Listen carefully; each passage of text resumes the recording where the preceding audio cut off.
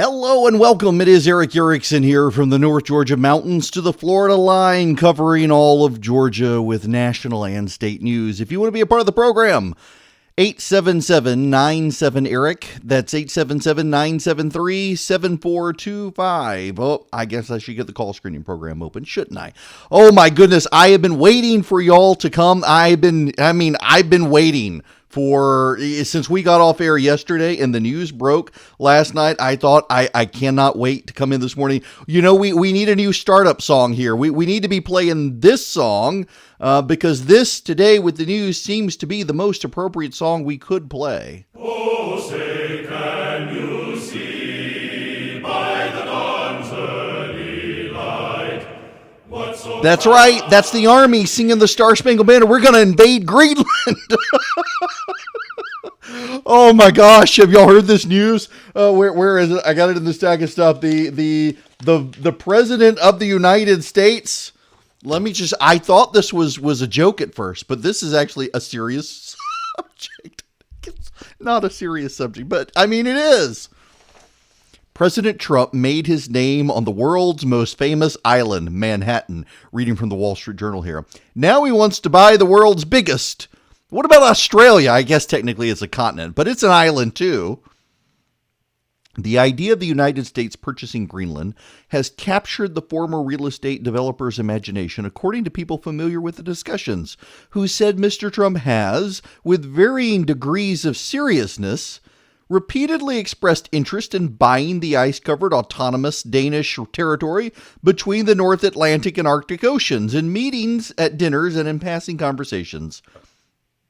Mr. Trump has asked advisors whether the United States can acquire Greenland, listened with interest when they discuss its abundant resources and geopolitical importance, and, according to two of the people, has asked his White House counsel to look into it.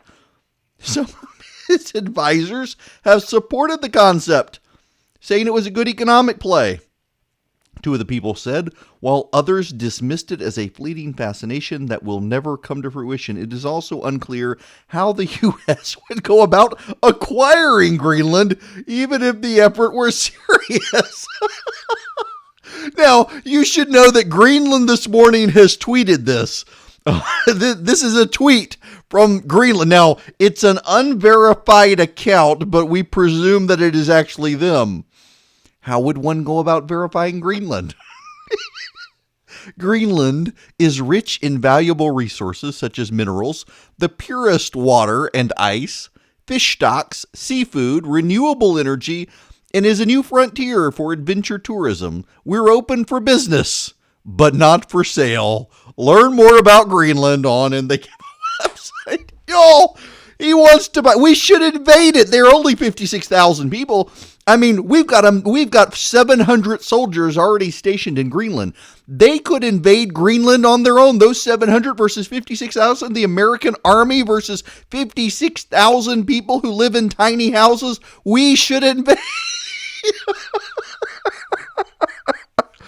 Y'all.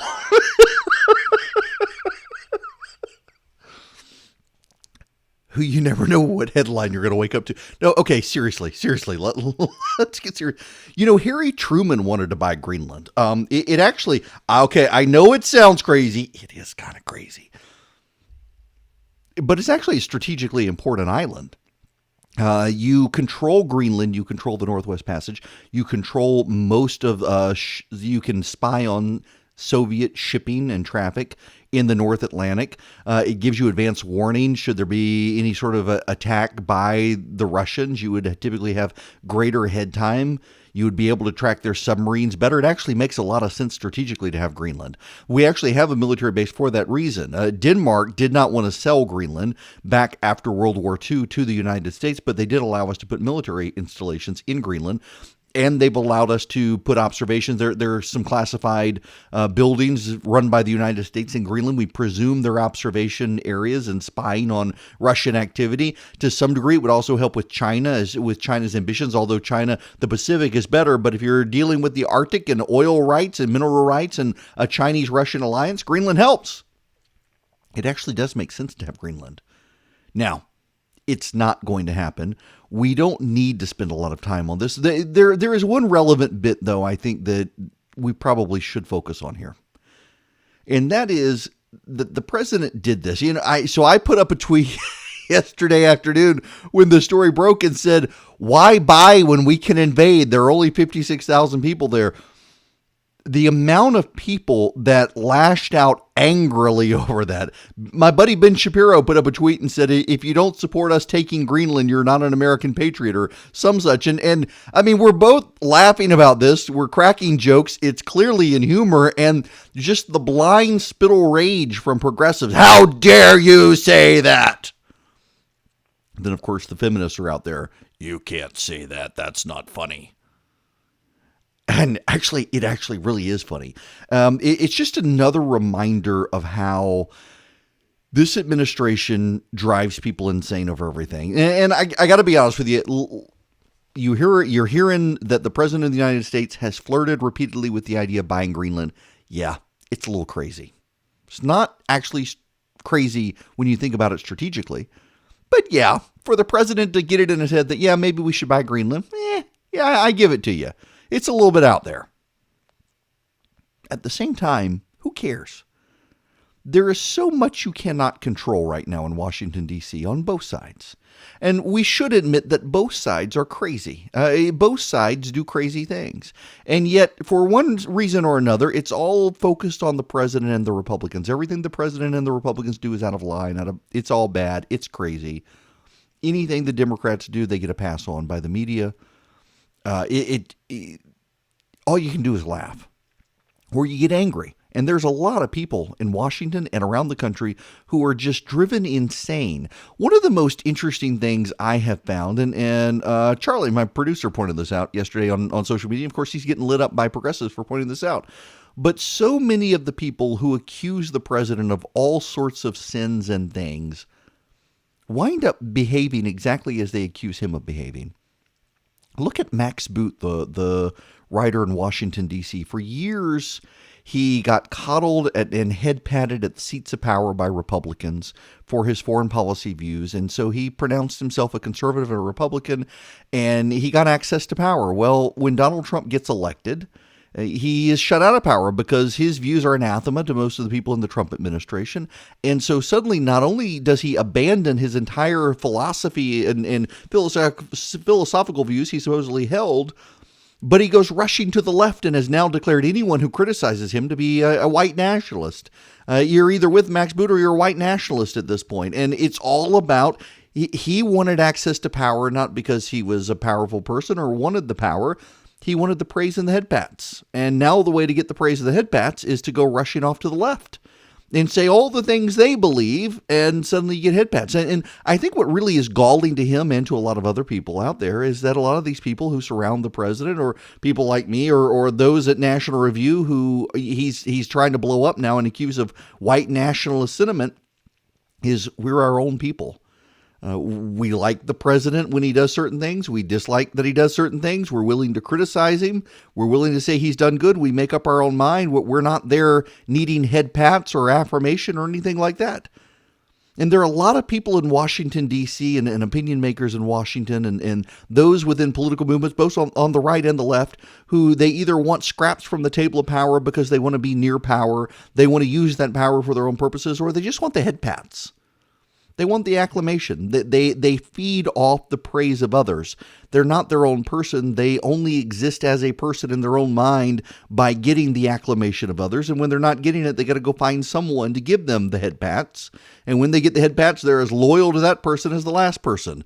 In fact, they turn on the last person if the new person doesn't like them. And we're seeing that across the board on the left and the right, people who really have no underlying core and ideological conviction.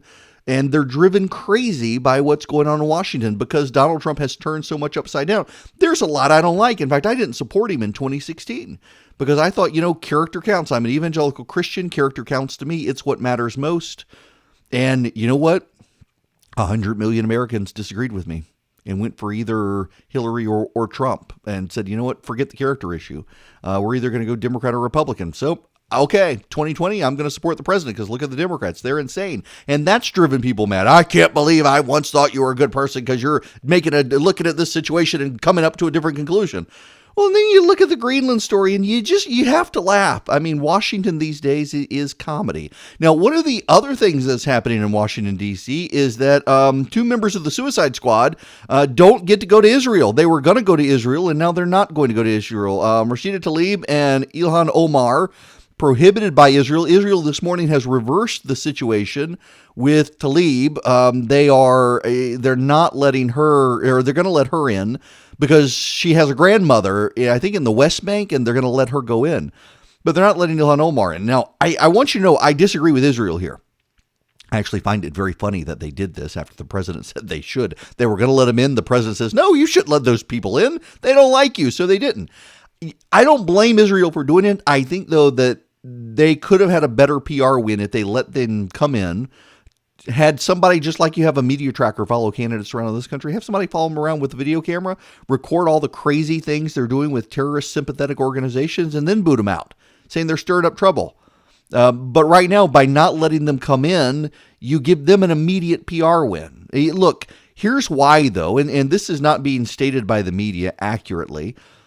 Several years ago, during the Obama administration, several members of the Israeli parliament, the Knesset, wanted to come into the United States, and the Obama administration allowed in the president of Iran, but would not let in these parliamentary members from Israel because they were supposedly tied to a terrorist group. Well, Tlaib and Omar are not actually going as part of the official American delegation meeting with Israeli officials. They're going with a separate group that is tied to terrorists in Israel, that is sympathetic to the terrorists in Israel. And Israel said, look, they back the BDS movement to boycott and divest from Israel. They're going over there to at the support of and behest of these two groups that we think are terrorist groups. We're not going to let them in. And you wouldn't know that from a lot of the media coverage. The media coverage is so deeply biased against Israel on the situation. But that, of course, is the problem and why I think they should have been let in. Listen, the media has oftentimes tried to dodge on the Suicide Squad of this they call them the Squad. I mean, they would perfectly be happy to disrupt and undermine this entire country, so I might as well call them the Suicide Squad, willing to ruin this country. And the media has covered for them as much as they can. You'll remember that after the stories came out about Omar and possibly having at one point been married to her brother to commit immigration fraud, several of the allegations have come up. They've come up for a while. The media immediately pivoted to how Republicans were being not nice to her as opposed to the seriousness of the allegation. And they try to cover, but occasionally she overplays her hand so much they can't avoid the story, and it puts Democrats on offense, or on defense rather. I guarantee you that if given the opportunity, she and Lee would overplay their hand in Israel, working with this group. They would say things that cause unrest. They would say things that stir up anti-Israel, anti-Jewish sentiment. And Israel would have every right not only to deport them, but also to expose what they did. And I think the American people would react, and I think the media would be forced to cover it. Not only that, there are a number of Democrats in the House of Representatives who do not like these individuals. And they're looking for ways to undermine them. Many of them are Jewish Democratic members of Congress who recognize that these are terrible anti-Semites, and they would love for them to be defeated. And so they would love the opportunity to see these people exposed and overplaying their hand. And Israel has denied them that and given them a big PR victory in the press.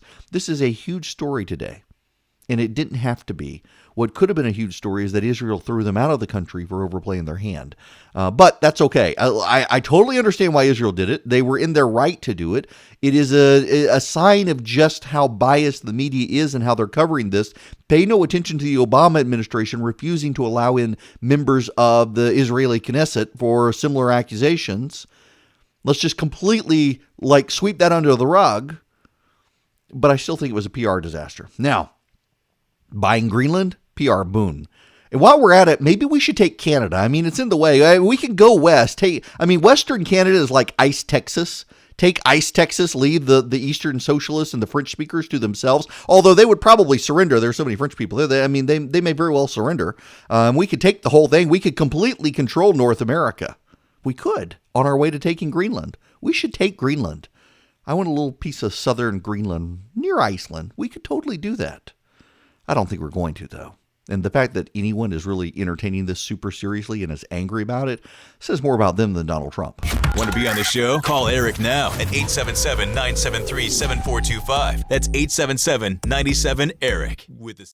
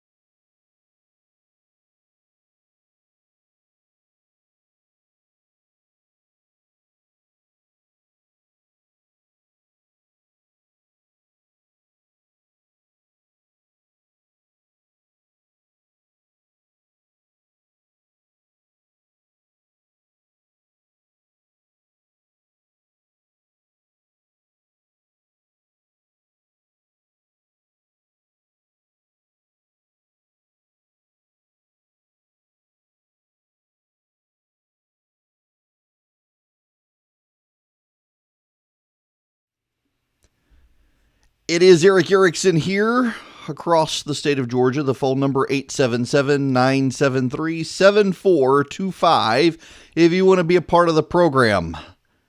Okay, I need to take a random aside here for a moment. I decided to get into gardening this year.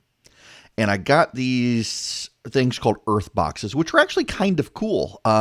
So they're kind of a planter, but they have a system. So you fill them halfway up with dirt, and then you put in a layer of calcium, then you fill the rest of the way up with dirt. And then depending on what you're planting, you dig a trench as it directs in the planter, and you pour in some fertilizer.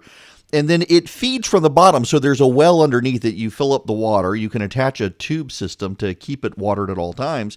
And I grew corn and I grew tomatoes. And the corn actually turned out great. Believe it or not, my wife, my father-in-law, completely skeptical of being able to grow corn in this earth box thing. And I grew eight stalks of corn. I got 8 ears of corn, and they were great. I didn't get to harvest them all. I went out of town and came back, and they had burned up. But I was able to get 4 of the ears off of the 8. They were great. They were good.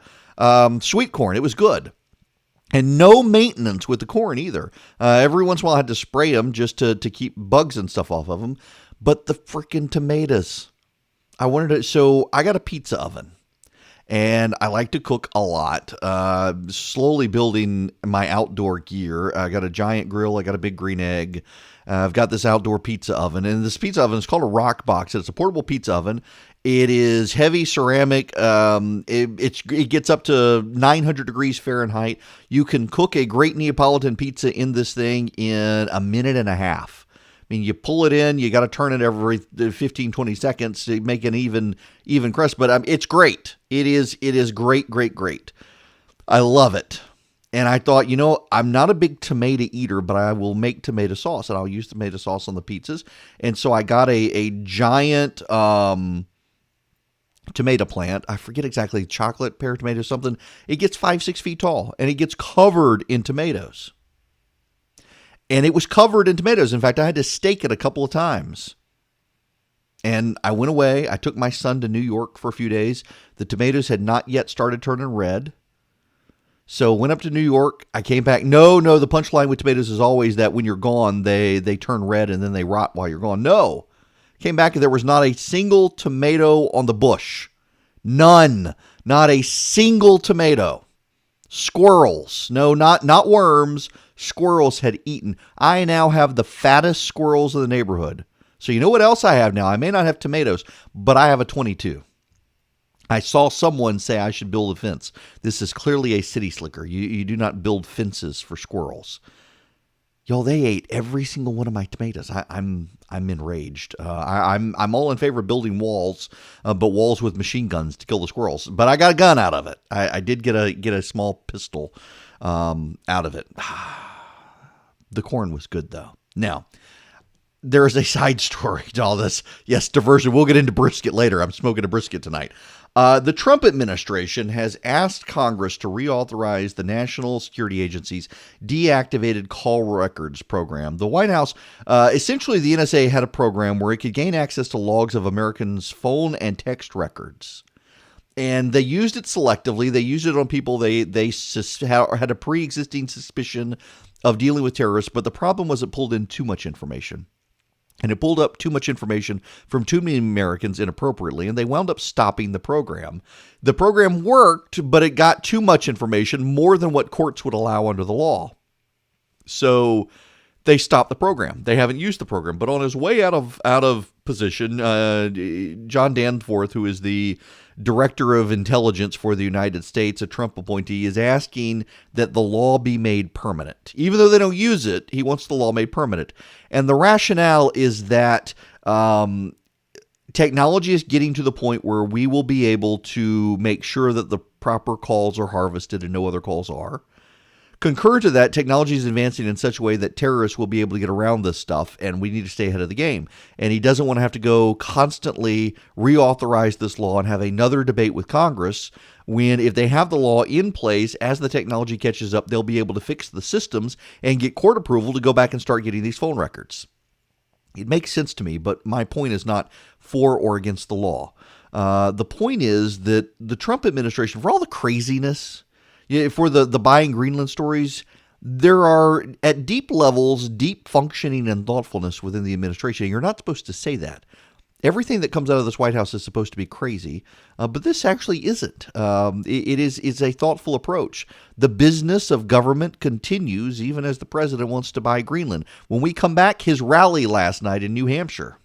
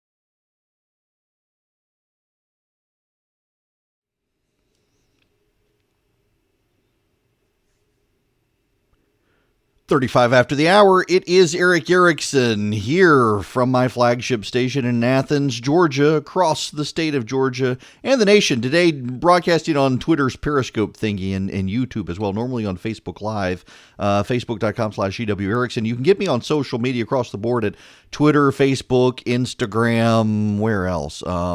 Other places as well, just EW Erickson. It's either verified in me or it's not.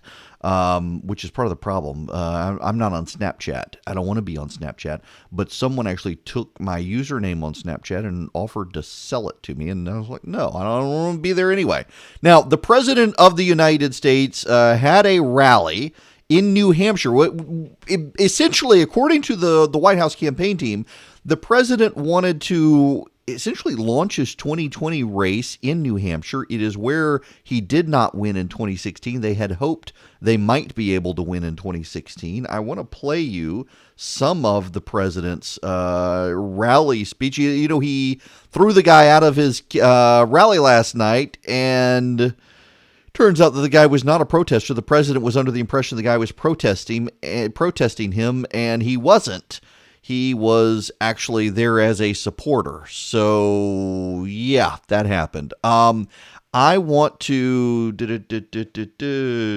Yes, I want to play a couple of his clips, and here now is the president talking about New Hampshire and its motto. We believe in the dignity of work and in the sanctity of life. We believe that faith and family, not government and bureaucracy, are the true American way. We believe that children should be taught to love our country, honor our history, and to always respect our great American flag. And through every day and every challenge, our hearts beat to the words of the New Hampshire state motto, live free or die.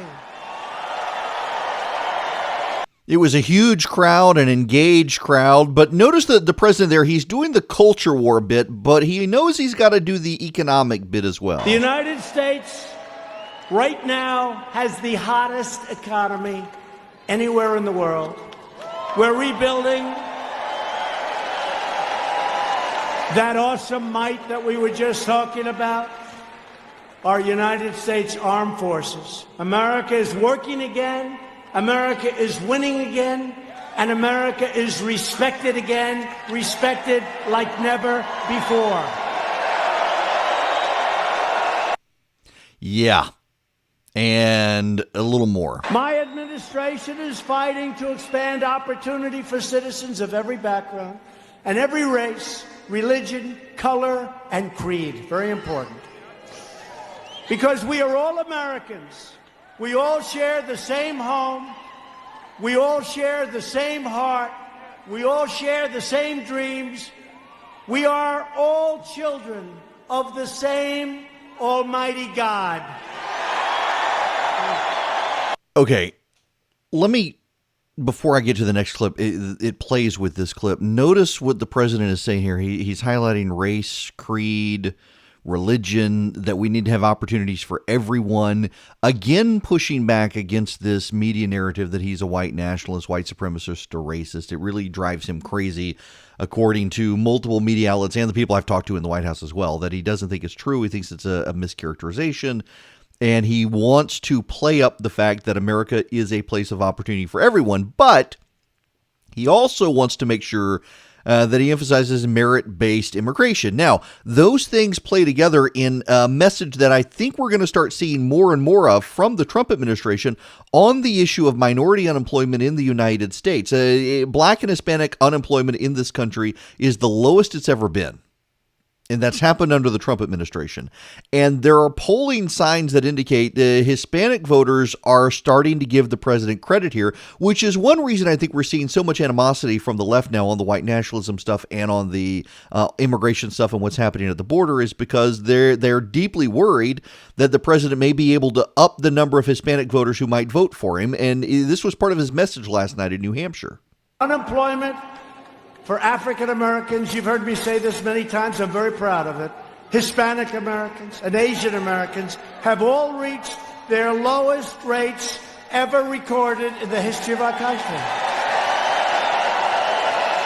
And he continued in on this economic theme. Wages are rising quickly. Remember when I used to say people have been working 2 and 3 jobs, making less money than they made 21 years ago? I used to say it all the time. Now I can say, for the first time in 20 years, wages are rising. And you know who's the biggest beneficiary?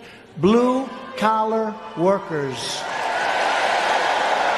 He knows his base. He knows his base. That's his base. And then he talks about his agenda for the coming few years. Our shared Republican agenda is pro-worker, pro-jobs, pro-family, pro-growth, and 100% pro-American.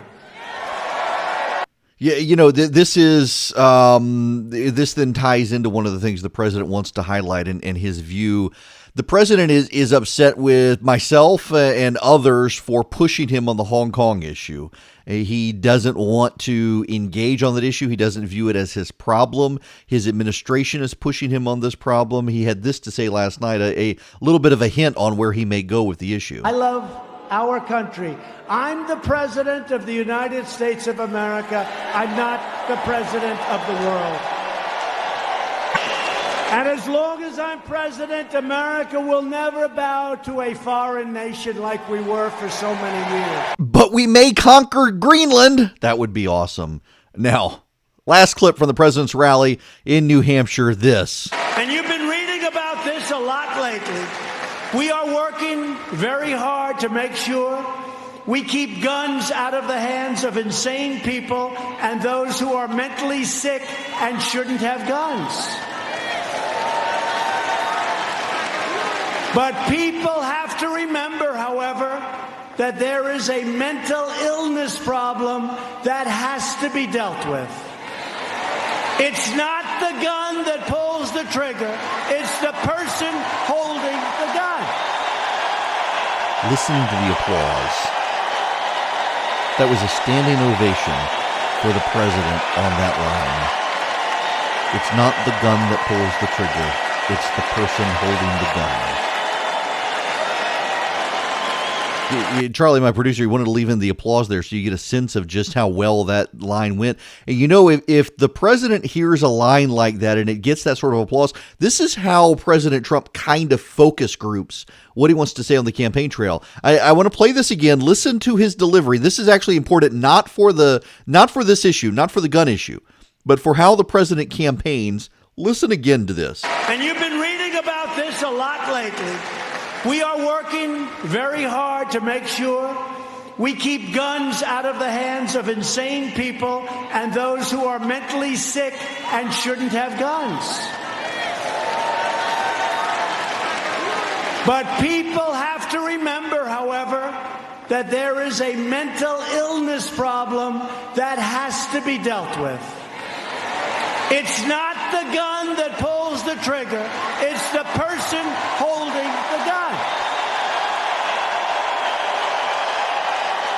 Now, the reason I bring that up with this applause that just goes on and on for this line is the way the president tends to, we can stop that there. The way the president tends to campaign is he does these rallies and he makes a mental note of what lines resonate the most. And then he picks up those lines and he begins to amplify those lines and they work into other speeches that the president makes. It's actually pretty savvy. He's got these massive crowds and they're his focus group. And he goes from crowd to crowd, figuring out what are the lines that get the most applause, and he amplifies those, he echoes those, he reiterates those. And so to some degree, there's a consistency, but then he can also, through that, tell when the line is no longer resonating and he can go to something else. So you can say the president's crazy. You can say he doesn't know what he's doing. You can say it's out of line. The president is a marketer and he knows how to market. And this is part of the president marketing. This is part of, if you will, the brilliance of how the man was elected. I hesitate to use the word brilliance because there's so many connotations with it, and it enrages people sometimes even on the right. But the president is a smart marketer. I mean, until he became president, the Trump brand was a brand that was a successful brand, and the president of the United States capitalized on it. Hush up, Siri. And he does this with the crowds, with this focus grouping to see what plays well. There was another thing that he played well with his crowd. It was a line that I didn't actually know that he would raise in his speech. I said that was the last one, but I want to do this one as well because it's also very interesting to listen to the crowd here. And then I want to compare it to a Beto O'Rourke line yesterday. Listen to this from the president, though. Virtually every top Democrat also now supports late-term abortion, ripping babies straight from the mother's womb, right up until the moment of birth. And in the case of the Virginia governor, he's having a rough time. In his case, the baby is born. And then he goes to talk to the mother. The doctor talks to the mother. The baby is now born, wrapped, as he said. And then they decide whether or not to execute the baby.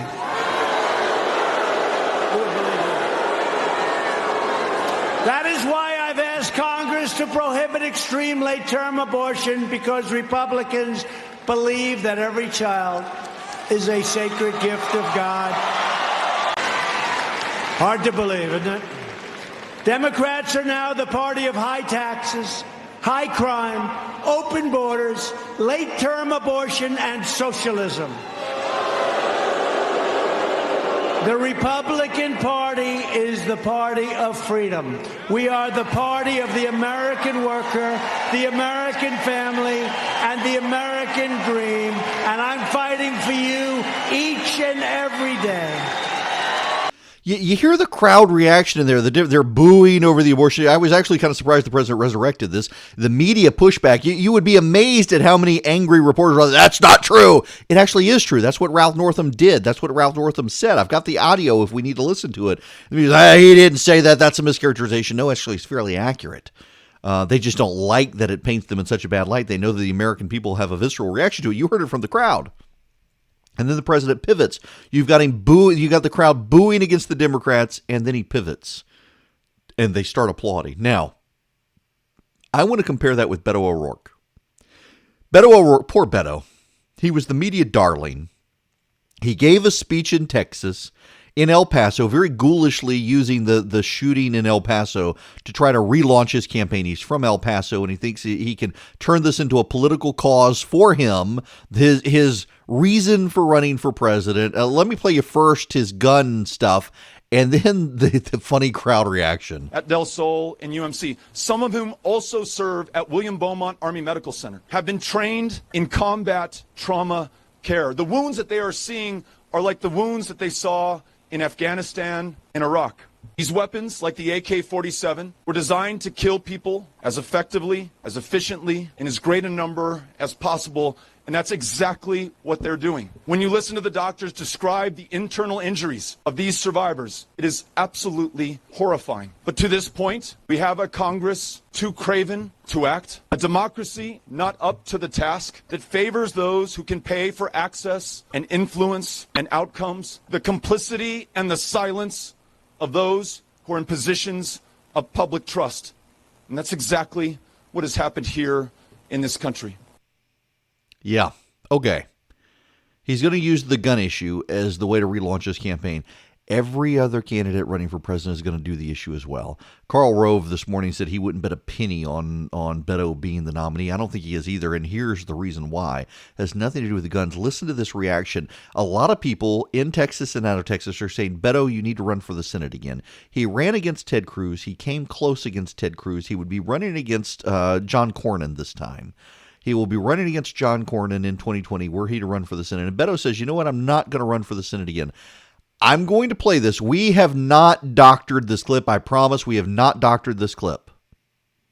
And I want you to hear the crowd reaction when he decides to tear into the president at the end of this. We left it all there so you can hear it. Compare this to President Trump's rally. There have even been some who've suggested that I stay in Texas and run for Senate. But that would not be good enough for this community. That would not be good enough for El Paso. That would not be good enough for this country. We must take the fight directly to the source of this problem. That person who has caused this pain and placed this country in this moment of peril. And that is Donald Trump.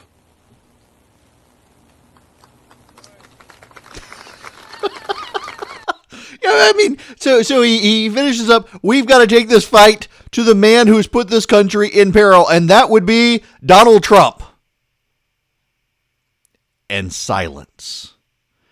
You would not know that the crowd knew they could clap after that. There are people in the crowd undoubtedly who are looking around thinking, are we allowed to clap for this? Are we allowed to clap for Beto saying what he's saying? Or are we allowed to do this? And I mean, he clearly wants the applause. He clearly wants the praise.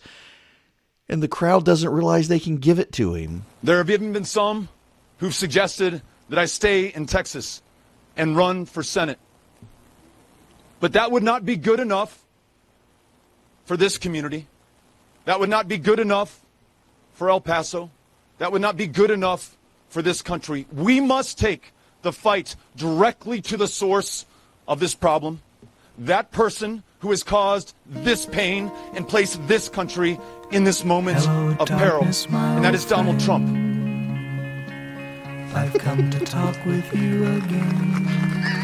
Like, please clap. Remember, Jeb. Yeah, please clap. Yeah, that was Beto's moment right there. People don't want to clap for Beto O'Rourke, even when he's insulting the president of the United States. This is why he won't be the Democrats' nominee. He doesn't understand. He believed his press. He made the fatal mistake of believing his press. Turns out the press only liked him because he was running against Ted Cruz. Politics, news, religion. Erick Erickson talks about all the things you're not supposed to talk about every weekday. And some cooking.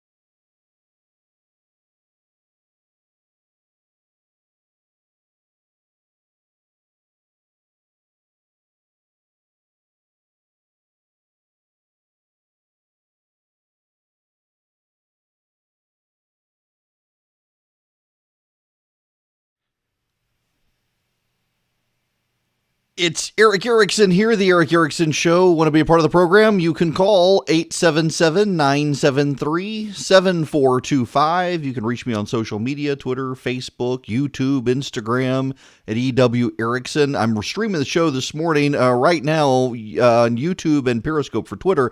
That's all goes away at the top of the hour. We move back to our Facebook page, facebook.com/EW Erickson, where you'll be able to watch the second and third hours live. We've got a bunch of other stuff we need to cover out there. One thing that I do want to talk about right now before we get into the second hour, and by the way, I try to spend a lot of time on Georgia news, and one of the things we need to talk about next hour is we have yet another community in Georgia that it says they're not going to prosecute any marijuana cases, and we need to delve into that, and also the ground game here in Georgia. There is some polling out that suggests that Americans are deeply, deeply, deeply sympathetic now to gun control. You hit them after a violent mass shooting situation in two places. Of course, they're going to be. I'm skeptical of the polling. It reminds me of a clip I like to play on my other show from the British series, Yes, Prime Minister, on polling. I want you to listen to this to understand some of the issues-based polling you hear out there as opposed to candidate popularity polling. He's going to say something new and radical in the broadcast. What, that silly grand design? Bernard, that was precisely what you had to avoid. How did this come about? I shall need a very good explanation. Well, he's very keen on it. What's that got to do with it? Things don't happen just because prime ministers are very keen on them. Neville Chamberlain was very keen on peace. Yes, he thinks it's a vote winner. Ah, that's more serious. Sit down. What makes him think that? Well, the party have had an opinion poll done. It seems all the voters are in favour of bringing back national service. We'll have another opinion poll done showing the voters are against bringing back national service. We can't be for it and Oh, of against. course they can, Bernard. Have you ever been surveyed? Yes, well, not me, actually, my house. Oh, I see what you mean. Well, Bernard, you know what happens. Nice young lady comes up to you. Obviously, you want to create a good impression. You don't want to look a fool, do you? No. No, so she starts asking you some questions. Mr. Woolley, are you worried about the number of young people without jobs? Yes. Are you worried about the rise in crime among teenagers? Yes. Do you think there's a lack of discipline in our comprehensive schools? Yes. Do you think young people welcome some authority and leadership in their lives? Yes. Do you think they respond to a challenge? Yes. Would you be in favor of reintroducing national service? Yes. Oh, well, I suppose I might. Yes or no? Yes. Of course you would, Bernard. After all you've told you can't say no to that. So, they don't mention the first 5 questions and they publish the last one. Is that really what they do? Well, not the reputable ones, no, but there aren't many of those. So, alternatively, the young lady can get the opposite result. How? Mr. Woolley, are you worried about the danger of war? Yes. Are you worried about the growth of armaments? Yes. Do you think there's a danger in giving young people guns and teaching them how to kill? Yes. Do you think it's wrong to force people to take up arms against their will? Yes. Would you oppose the reintroduction of national service? Yes. There you have it. I mean, that is essentially why you have to be skeptical of issues polling. It's such a great clip to explain that concept. There's a difference between advocacy polling based on name ID of a candidate and issues polling, largely because people don't fully understand the concepts of the issues. For example, a lot of people would say they're in favor of a universally acceptable healthcare program. Then when you start telling them, well, you're going to have to give up your health care and your taxes are going to go up to pay for it, suddenly they don't. It makes a big difference. When we come back, Georgia headed towards recreational marijuana, it looks like, if only because the police don't want to enforce the law.